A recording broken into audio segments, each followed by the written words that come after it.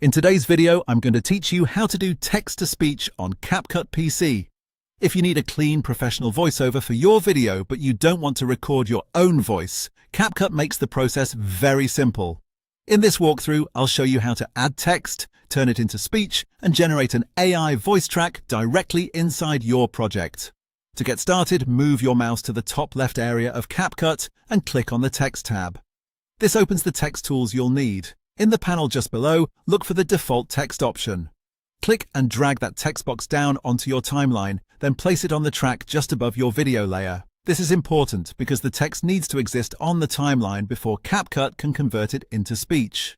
Once the text box is on the timeline, click on that text block so it's selected. Then look over to the top right Properties panel. Make sure you're under the text section and inside the basic submenu. You'll see a large text input field there.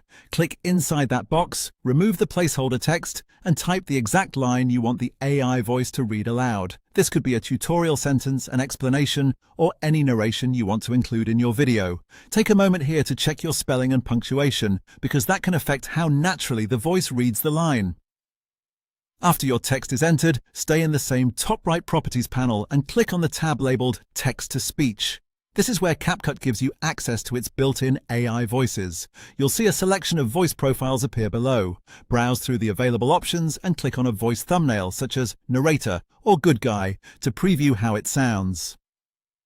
Listening to a few different voices is a good idea because the right choice can make your video feel more polished and match the tone of your content.